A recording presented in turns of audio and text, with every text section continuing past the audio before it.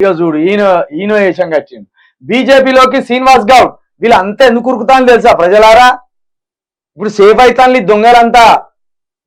కేసీఆర్ కుటుంబము దోసుకున్నా అంటారు కదా, అది నిజమో కాదో ఎంక్వైరీలో తేలాలి. కానీ పార్టీలు మారేటోళ్ళు అందరు దోసుకున్నారు. దానికి వీళ్ళు పరుగున వేరే పార్టీలో పోవడానికే నిజం. ఎక్కడో ఉన్నోని తీసుకొచ్చి మంత్రిని చేసి 2 సార్లు ఎమ్మెల్యేని చేస్తే ఈయన పారిపోతాను. ఏంటిది? బీజేపీలోకి శ్రీనివాస్ గౌడ్. డీకే అరుణతో సంప్రదింపులు పూర్తి. జితేందర్ రెడ్డి కాంగ్రెస్ లో చేరడంతో కమలం వైపు చూస్తున్న శ్రీనివాస్ గౌడ్ కేసులకు భయపడే పార్టీ మారుతున్నాడా?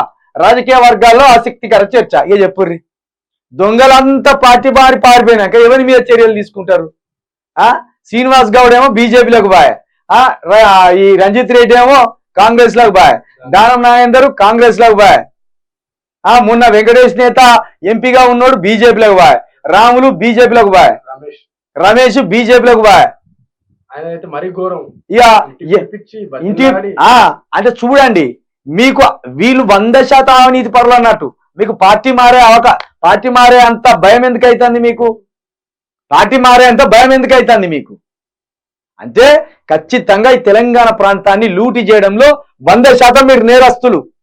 కాబట్టి పార్టీ మారేటోడి మీద ముందు ఎంక్వైరీ జరగాలి. రేవంత్ రెడ్డి, నీకు ధైర్యం ఉంటే నీ పార్టీలోకి వచ్చిన దానం నాగేందర్ ఎన్ని కబ్జాలు పెట్టిండో, ఎంత మందిని మోసం చేసిండో, ఎంత ప్రజాధనం లూటీ చేసిండో ఆయన మీద ఎంక్వైరీ పెట్టు. రంజిత్ రెడ్డి ఎంపీగా ఉన్న రంజిత్ రెడ్డి ఎన్ని వేల కోట్లు కుంభకోణాలు చేసిండో అది బయట పెట్టు. నీ పార్టీలోకి వచ్చిన ఈ మేయర్ బొంతు రామ్మోహన్ ఈ హైదరాబాద్ పరిధిలో ఉన్న ఎన్ని భూములు కబ్జాలు పెట్టిండో, ఎన్ని అపార్ట్మెంట్లు వాళ్ళ భార్య పేరు మీద అక్రమంగా ఎక్కించిండో అవి బయట పెట్టు. ఇవి బయట పెట్టకుండా నీ దగ్గరికి రాగానే సంసారాలు అయితాన్లు, బయట ఉంటే మాత్రం దొంగలు అయితాన్లా.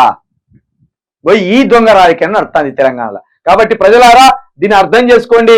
దానం నాగేందర్కి టికెట్ ఇచ్చినా ఓడగొట్టండి, బొంతు రామ్మోహన్కి ఇచ్చినా ఓడగొట్టండి. ఓడగొట్టినాక వాళ్ళ మీద ఎంక్వైరీలు జరగాలి, వాళ్ళు ఎక్కడెక్కడ కబ్జాలు పెట్టిలో బయట పడాలి, ఆ ధనం అంతా మళ్ళీ ప్రజల దగ్గరికి చేరాలి.